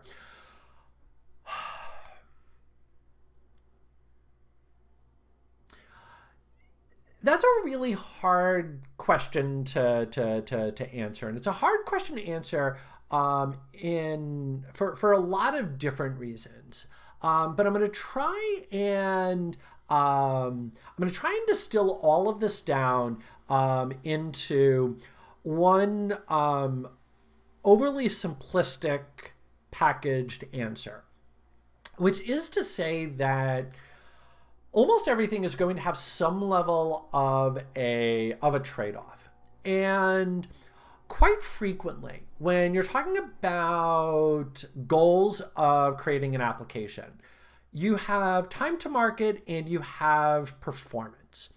And in almost every application that I've ever been involved with, save for maybe one or two, time to market has always been more important than performance. Now, a lot of times when I say that, people will then sometimes come back with, oh, but performance doesn't matter. And I'm not saying that performance doesn't matter. Performance does matter. It absolutely does. But everything has trade-offs. And on every application, except for one or two that I've ever worked on, time to market has always been more important than performance has been. So as a result, we focused in on time to market, and we managed the performance in other ways by adding more hardware, scaling, etc. So could you go in and create an application that's going to be lighter weight, that's going to be faster than everything inside of Django? Sure, very likely, but even then, it's probably going to test your development skills a little bit there. But sure, you could. But think about how much longer that's going to take you to go in and write. And that's where using something like this, or using something like Entity Framework to bring it back to the .NET world, is going to come into play. How much time will it take to learn Django if you know Flask? One nice thing about moving from any back-end framework to another is that there's a lot of core concepts that you'll have learned. So one of the biggest things that you'll have learned is things like routing, and you'll have learned like request and response and how that basic object model works and things like that. And those are true kind of universally. So if you're already familiar with Flask, then it's going to be a bit easier for you to then come in and, or I shouldn't say easier, it's going to be more natural for you to come in and learn something like Django. Okay. Yeah, follow the tutorial. Yeah, the tutorial is fantastic. That in a lot of ways, this is basically what I'm doing here. Is I'm basically just doing the tutorial. Yeah, yeah. The Django Girls website is fantastic. Absolutely, go take a look at that as well. Okay, cool. So let's keep on keeping on here. I'm going to create one view here from Django. Views, import, and I'm just going to say list view. Okay, and I'm just going to go with one just to make my life a little bit easier here because, again, I've only got about a half hour left and I still have a fair bit of work that I want to try and do. Like, I really want to try and get to deploy this. So if I wind up deploying a less featured app, I think that's going to be okay. So, and you'll start to see the point here. So what I'm going to do is I'm going to take advantage of the views that are inside of Django. So I'm coming back again to the website. This is actually spot 4 on the tutorial, and it introduces this concept of generic views.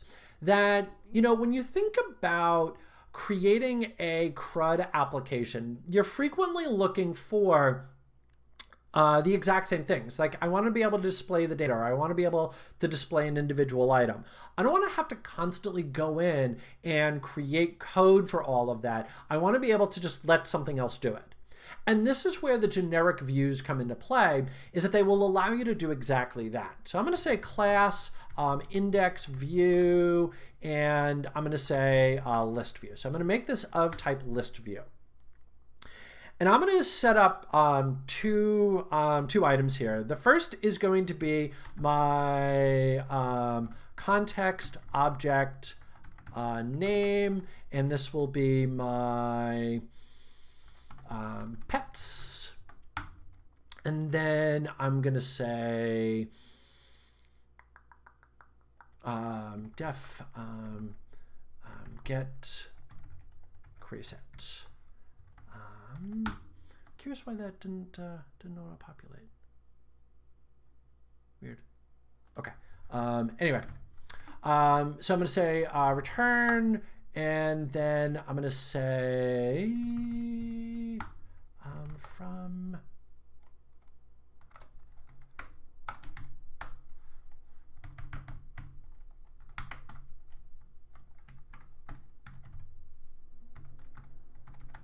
okay. So let's talk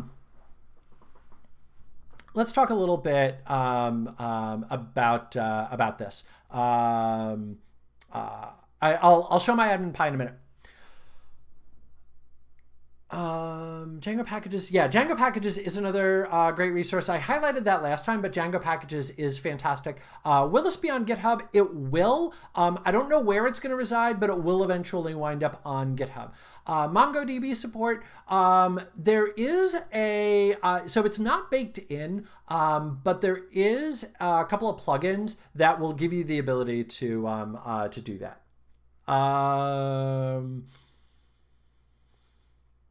Okay, so let's talk about this, and this will also answer another question that's in chat. So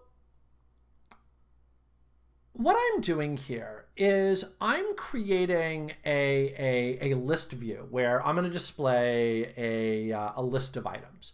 And so what this is going to be looking for is this is going to be looking for two main items. The first is going to be what data is it that we want to display. In my case, I'm just going to display all the pets. I only have just like a couple in there, so I'm okay listing them all. Probably not great for like real world, but I'm okay with this for a simple demo. And then, you know, we'll come back to this in a future episode and expand upon this. And then right here, I'm going to go with pets. And with this, what this is going to do is set what the name is going to be inside of the template HTML that we're going to be using. Because of the fact that I'm doing this as a list view, I need to provide what the query set is, and that's why I'm not setting the model type. If I was going to be setting up a details view,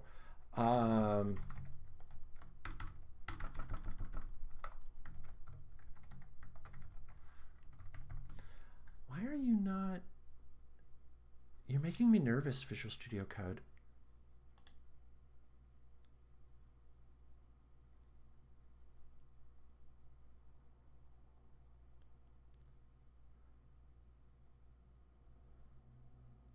Huh. All right. Well, for some reason, Visual Studio Code is not. It's not giving me a lot of confidence.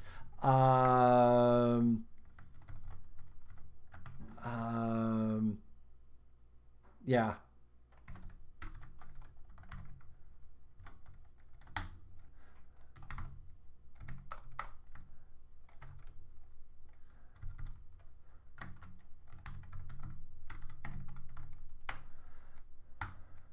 Use PyCharm. Yeah.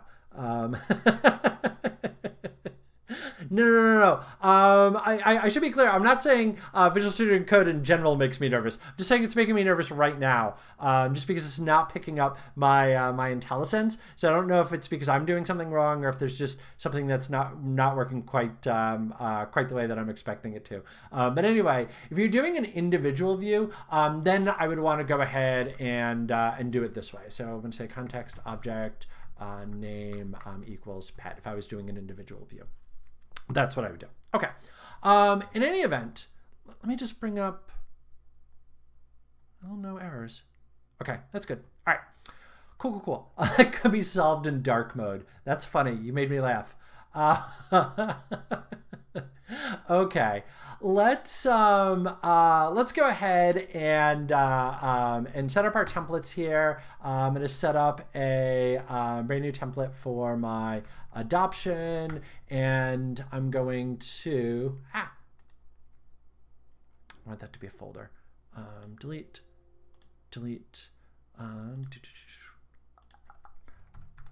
Adoption, and then I'm going to call this my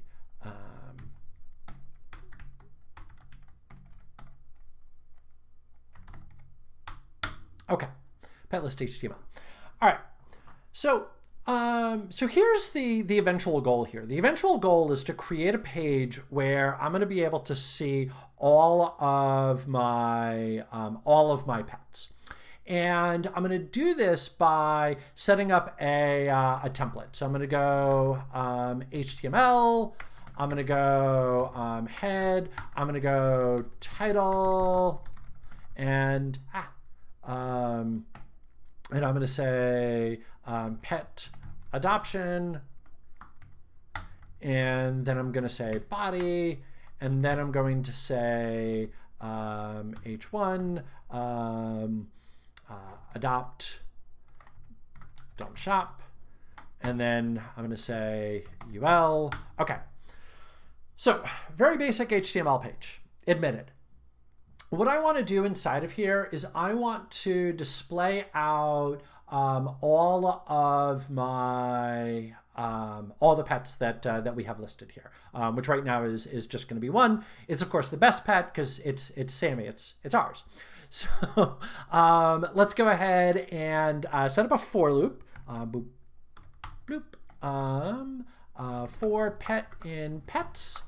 And bloop, and then I'm going to li bloop bloop sound effects help pet.name bloop bloop, and I'm gonna go n4. Okay, so let me pause for just a second here. So let me pause for just a second here. There, it's dark mode for a minute. Let's highlight what we've done here and kind of what's going on. So what we're doing here is we are building out an HTML page that's now going to be the template for listing out all of our pets. You're going to notice that we've got the title, you're going to notice that we've got our H1, and then you're going to notice that we've got a little bit of funky syntax here. And the main thing about our syntax here is you're going to notice the curly %. The curly % is going to indicate that we're going to run some form of code. It's going to be sort of Pythonish, but obviously there's going to be a little bit of difference. You'll notice, for example, like end for, which doesn't exist in Python, but it's basically going to run a little bit of code. This right here is sort of like a normal for loop in Python. So for every pet in pets, we'll then go ahead and do something. And then this set of curlies right here is just going to do like a response write, where it's just automatically going to print out whatever the value is inside of there, which in my case is going to be the name. So sort of like a response write or a document write, if you will.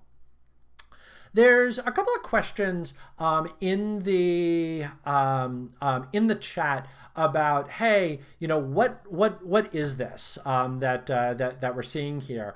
And the templates that you're seeing here is something that's actually very similar to Jinja. So if you're familiar with Jinja, or honestly, if you're really familiar with almost any inline code HTML that that you might have, all of that's going to be very similar. So while this isn't necessarily Jinja directly, this is a Django specific template system, it's going to be very similar to Jinja. And it's worth highlighting here that you can go in and, oh no.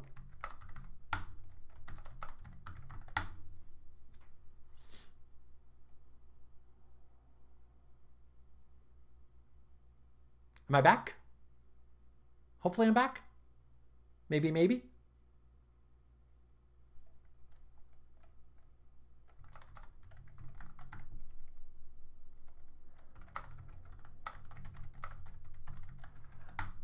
Okay, it sounds like I'm back. All right, I'm gonna keep going.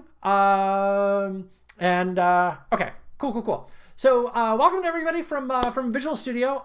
Thrilled to have you here. We're just poking around on Django. So the question that I was answering here was about the template system. I want to highlight the fact that Django uses its own template system, but if you're familiar with Jinja, or you're familiar with pretty much anything where you're doing some level of code and HTML together, all of this should feel pretty familiar to you. There's sort of nothing new under the sun. Dark mode taking up too much bandwidth. Yeah, for everybody that's coming over from Visual Studio, the two things that I want to highlight here. Number one is that I'm doing Django rather than ASP.NET, and then the second thing that I want to highlight is that there's an ongoing debate about dark mode or light mode. So right now we're on dark mode. That might change. Stick around, see what happens. Okay, in any event, so there is there's our little template here. Let me go ahead and register that. So I'm going to say urls.py. I'm going to say from Django urls import path, and I'm going to say app name equals adoption. I'm going to say URL patterns. And this URL patterns is a convention.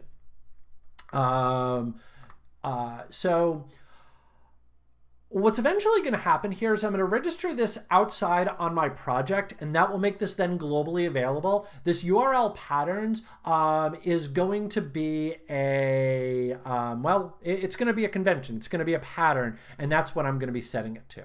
Now, what I need to do is indicate what code it is that I want it to run for just a blank entry.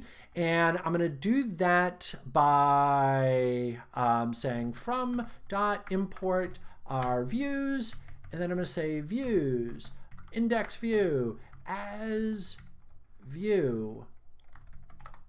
And I'm going to call this index.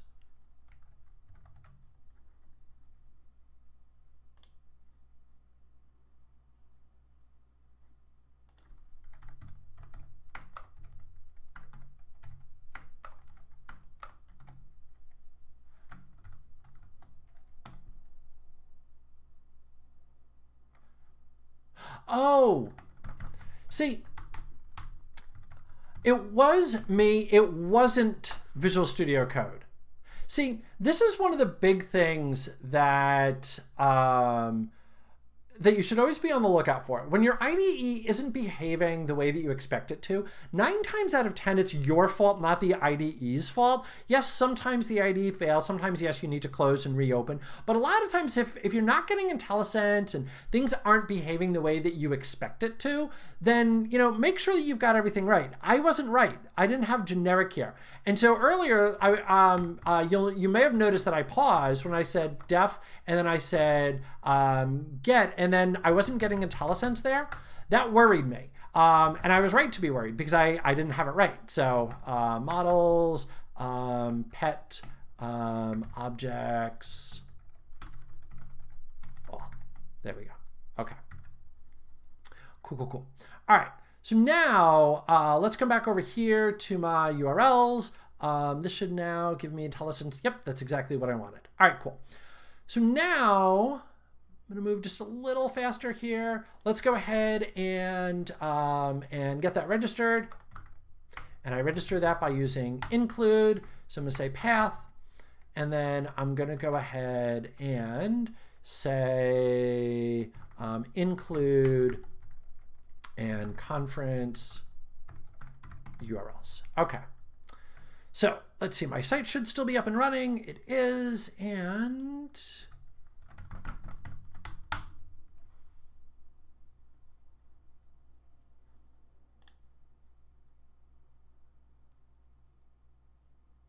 oh,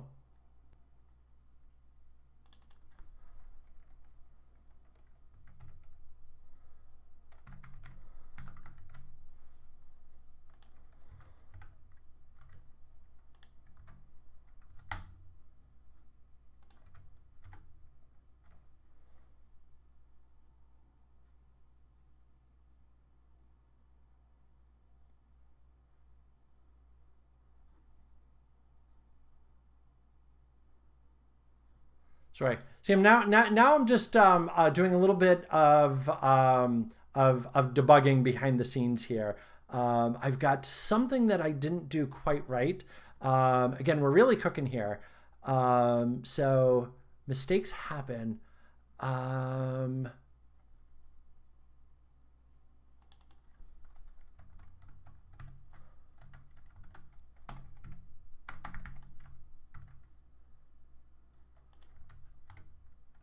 Uh-oh. What did I not do?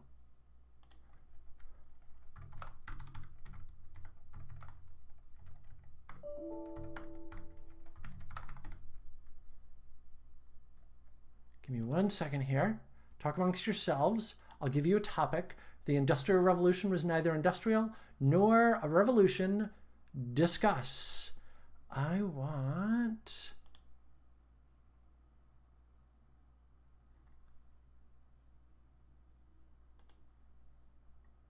name equals... No, it should be lowercase. That's right. Oh, yeah, name equals. Thank you.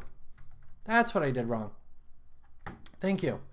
Good call out. There we go. Okay.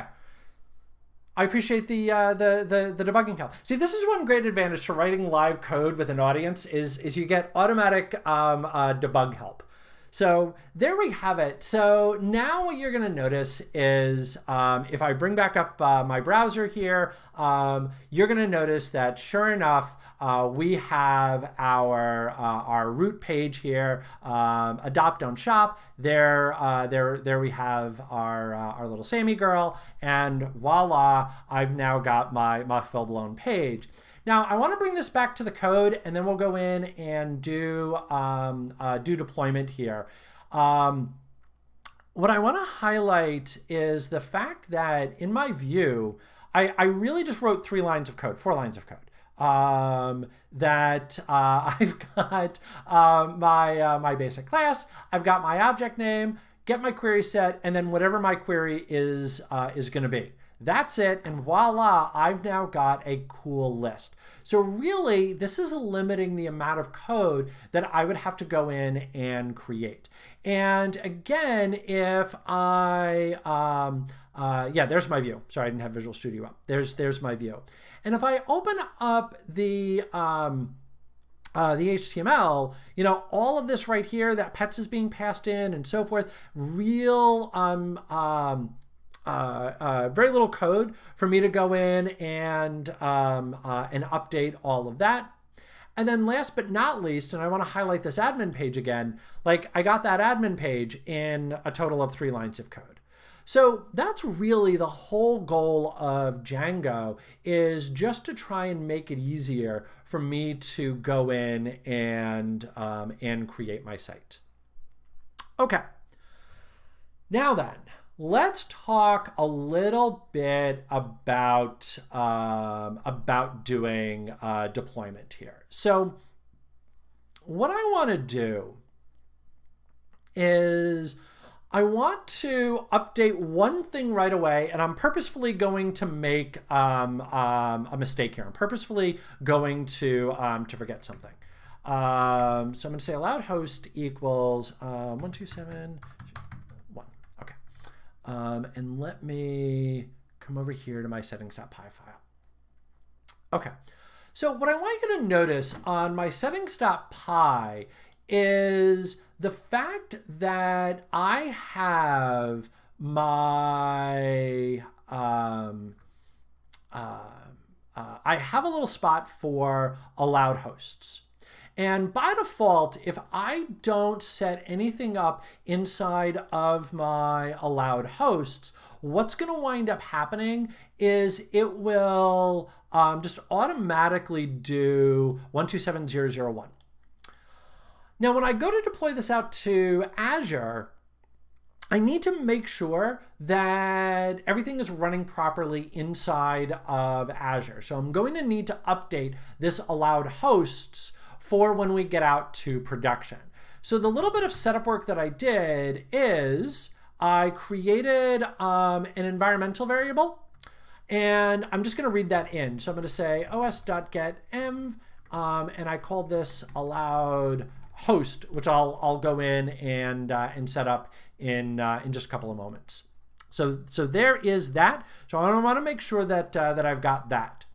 There's also going to be another little error message that's eventually going to come up here that I'm going to highlight that will be about static root, and I'll talk a little bit about that in a minute. You could go in and do allow everything. Please don't do that. Not necessarily the best of ideas. Don't do that. Okay, so I need to create a couple of resources. What I need is somewhere on Azure to host this, and I also need a database on which to host it. So what I'm going to do is I'm going to do all of that through a neat little command line utility that you too can have called azhack. So what azhack will do is it will automatically create a website and a database, if I want it to, and set up Git deployment, all in one nice neat little line. So I'm going to say azhack create. I'm going to specify a location of West US. I'm going to specify a name of Django. I'm going to specify a runtime of Python, and then a database of my SQL. And I'm going to set my output as YAML for reasons that you're going to see in just a moment. So there's a question about the Visual Studio Code extensions that I'm using. I'm honestly just using 2. I'm using the Python extension, and then I have a spell checker that I'm using as well that I really like.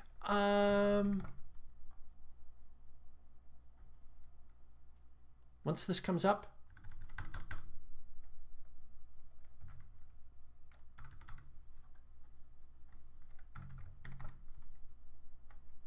Yeah, code spell checker.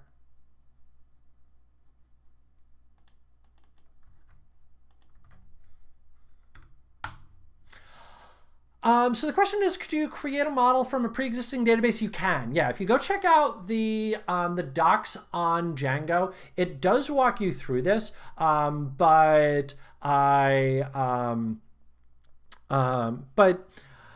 don't know that I would necessarily recommend doing it that way. That this really is built to be code first, but you could absolutely do that.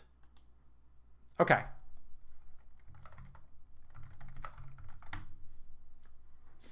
Am I still here?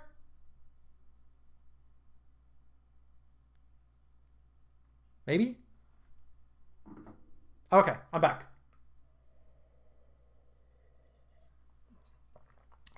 So there's a couple of people that are poking at me about AWS. Could you deploy this out to AWS? Sure, absolutely. I'm deploying it out to Azure. Okay.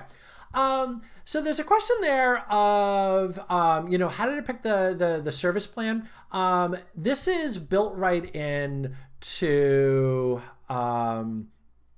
automatically set up a free free service, and then you could go back in and update it later. So there's a little thing about, hey, this is a Django topic. You're absolutely right. This is a Django topic. You can run Django on Azure. And in fact, what's happening behind the scenes, what this little command right here is doing is it's actually setting up a Linux container for me that's going to now be the host for my app. And it's also setting up a MySQL database for me to be able to use. So this is actually now doing all of this inside of Azure for me. So yeah, would I instead recommend building a new database and then import into it? I think that would really all depend on like how big the data was, how close the data was to what it was that I would want it to look like, etc. There's an awful lot to that question. Okay, now let's highlight what we've got here. So what this command did, this command automatically set up two main items for me. It set up an Azure website for me, and it set up a MySQL database for me. What it also did is it enabled Git deployment, and it automatically updated some fantastic app settings for me behind the scenes, which I'm going to be able to take advantage of. So there's a question in chat of, is this now going to, is this now going to migrate the data for me? Sadly, it's not. I will have to go in and do that all on my own. And I'm going to show off how to do that here in just a second. Now, I am going to go a little bit baked cake here. I am going to pull cake out of the oven here, just because I don't want to type out a bunch of boilerplate code here. So I'm just going to make my life a little easier. And update my database.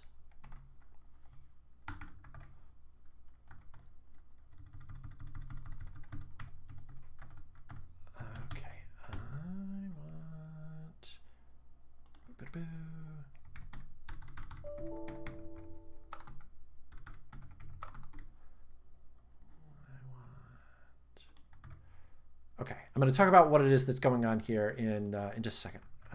Okay, cool. All right, so so here's what I've got going on. Here's what I did. So what I did is correct, yeah, that the command line utility is only going to do Azure.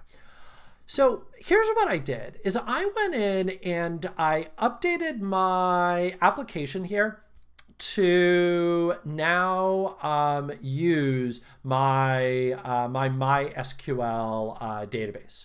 Now, one of the things that is worth highlighting about the MySQL that's available for me on Azure is it is automatically going to use SSL, which is exactly what I want it to do. But there is a certificate that you need to go grab in order to make that happen. If you take a look at the doc, you can go in and see how you can go in and grab SSL. There is also a firewall with MySQL, so that way nobody's going to be able to access this database unless they're added to the firewall rules. And that includes, by the way, your local system. So one of the things that you might notice about my speech pattern is that there's a little bit more pausing in it behind the scenes. And the reason for that is because behind the scenes, I'm actually updating my firewall to allow my own IP address in. So that way, the command that I'm about to run here will actually work. Okay. So there was a question earlier about, hey, how do we get our information into our database? Well, because of the fact that I've now updated this to point to that database that we now just created, I should be able to say Python 3 manage.py migrate. Oh, I need the MySQL client. Hold, please. That was one item I forgot over here. MySQL client. Let me save and let me rerun this.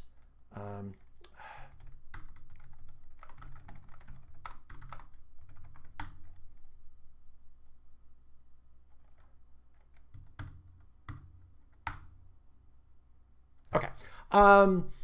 Thank you for joining the session. Somebody's saying thank you over there. Yeah, I need drivers. Drivers. Yeah, that was that. This was one that I forgot there. So okay.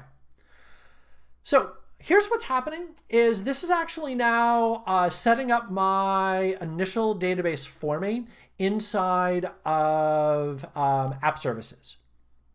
The next thing that I'm going to do is I'm going to create my super user. So I'm going to say Python manage.py create super user. And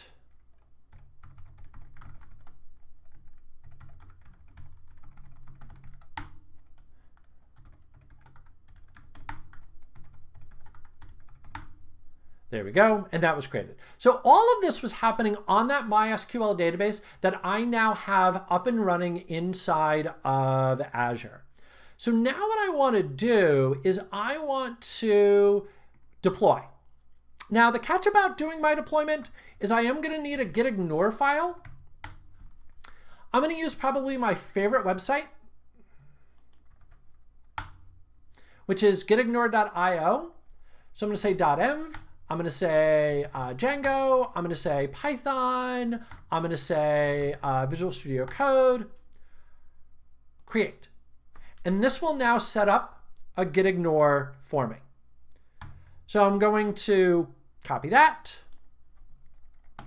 .git ignore. Oh, I've already got it. That's right. I created that earlier. Boom, boom, boom. Save. And my env. Oh, that's right. I need to still do my git ignite. Okay. Can I actually just go copy and paste some commands here? Actually, I'll just do it manually. Okay.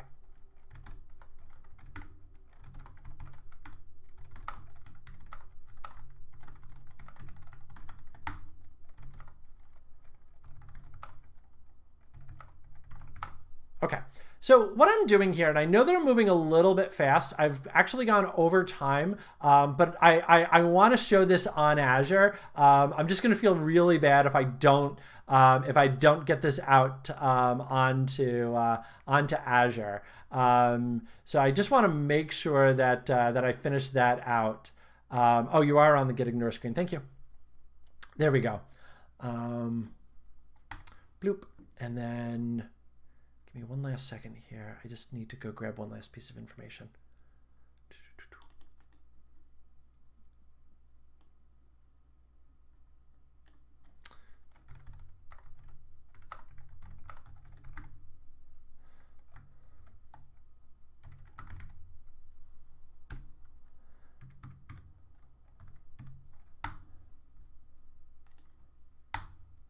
Okay, so I did a lot there. What I did is I set up a Git repository here. I added in all the appropriate files, just git add dot, did a commit. I added in Azure, Azure Remote, and now I'm pushing it out. And in doing this push, what it's going to do is it's going to upload all of my files. And then it's going to do something truly amazing here, where it's going to automatically open up my requirements text file. It's going to install all of the packages on there, and then it's automatically going to start up my application. There's literally nothing else that I need to do to make that happen. So you can actually see this all happening behind the scenes. It's upgrading pip because you always have to upgrade pip. It's going to perform the installation, and then eventually it's going to get my server up and running. So what's it using behind the scenes? I'm going to be honest, I don't know the answer to that question. It's using something behind the scenes. I'm not entirely certain what it is that it's using to make the magic happen there. Okay, what I do want to highlight though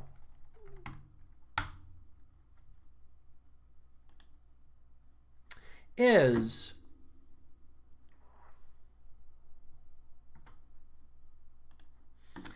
if I go into my my Azure portal, I can actually see there's the app service. Here's my configuration screen.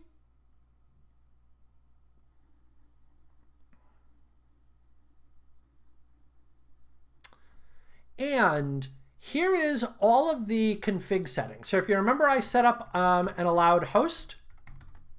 Well, I can now add that in right here.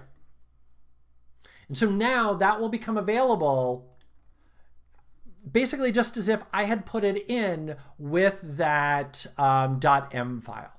So all the settings that I would have in .env are instead going to go into that little site right there.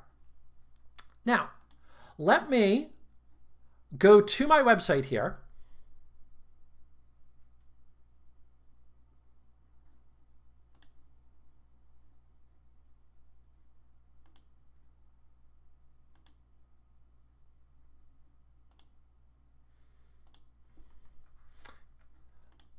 And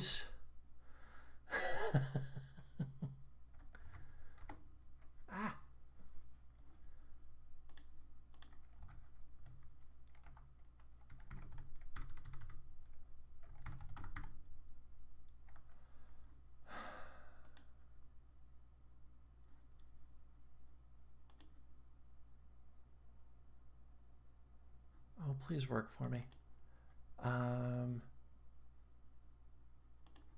Just looking at my application logs. It's going to be just as simple as I forgot. Secret key. Hold, please. I knew there was going to be one little step that I was going to forget. I talked about it at the very beginning. I need that secret key. Let me go ahead and grab that. Give me 2 seconds here. Talk amongst yourselves. I'll give you a topic. The Industrial Revolution was neither industrial nor a revolution. Discuss.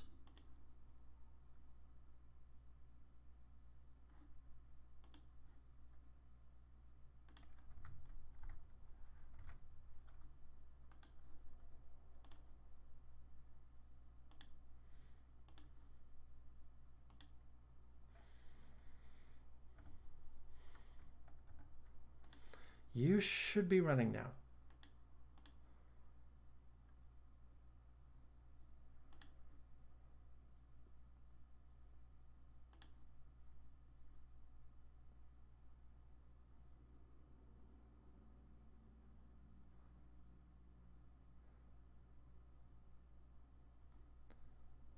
Secret key must not be blank. It's not blank. Unless did I misspell something?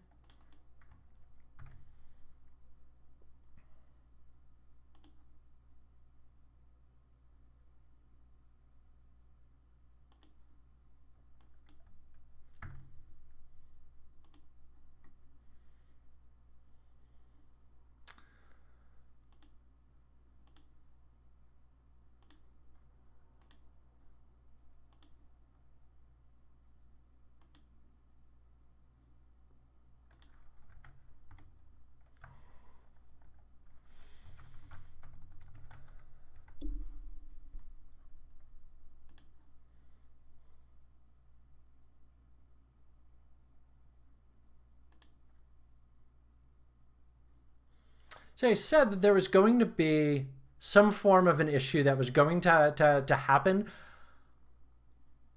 I didn't think it was going to wind up coming all the way at the end here, but here we are.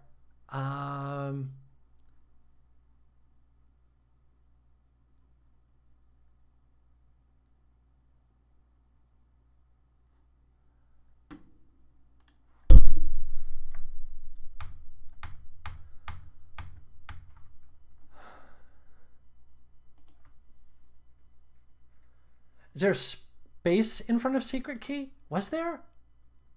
Please don't tell me it was that silly.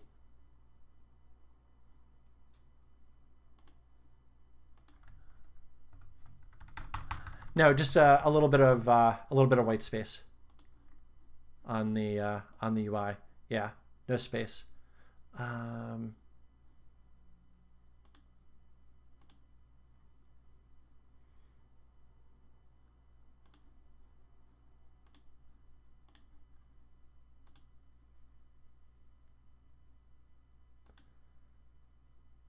Oh, that's funny.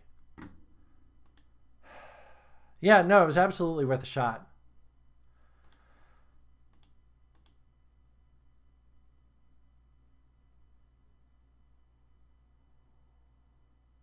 Oh, wait. Anything different is good. This is taking it a second.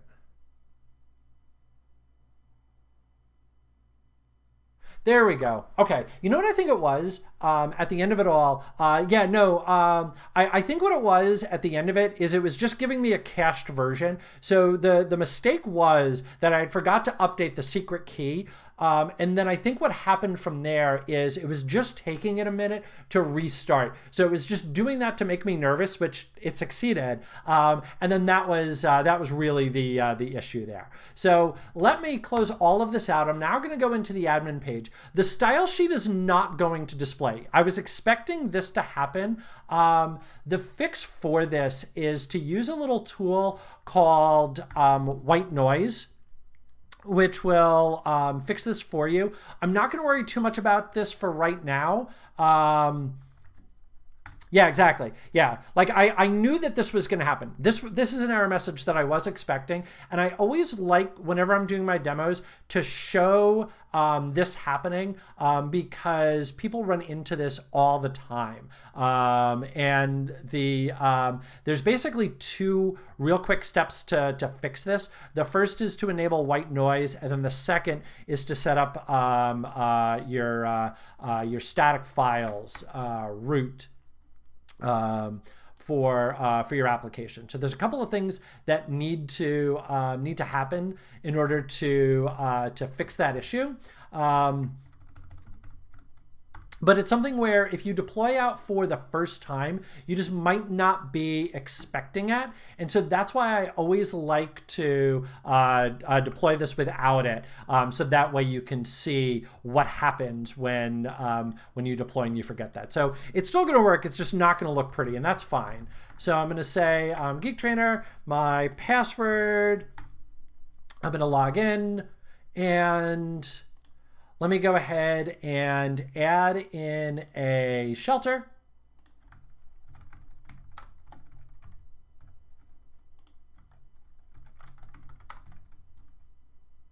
Hit save. I'm going to go back over here to my breeds, Amstaff, super sweet. Hit save. And then I'm going to go back over here to my pets. And let's add in Sammy, who's an Amstaff. There we go. Hit save. And now, if I come all the way back here, now what you're going to notice is that Sammy is there. And again, I like I said before, I was expecting that to happen. I was expecting, oh, sorry. There we go. There's your browser. Yeah, I was expecting, is my browser displaying? Oh, there we go. There's my browser. Sorry. Yeah. So here's what I want to highlight is, here's my admin page. Again, you're going to notice that the styling isn't applied. And like I said, I was expecting that. The reason for that is because of the fact that it needs static files, and I pasted in the fix to that. So this error I was expecting, but I always like to highlight this because, again, if you do this for the first time, you're going, hey, wait a minute, where's my style pages? This is why, is because you just need that. The page still functions. So you'll notice that I could go in, add in a brand new pet, artichoke, specify the breed, specify the shelter, hit save. Like, it still behaves, it's still operational. It's just not showing the style sheets. And again, it's just because I need to set up static files, and I pasted in the link on how to fix that. Cool. All right. So there is there's the deployment. So there's how you can bring all of that together. I am going to get all of this published out onto GitHub a little bit later.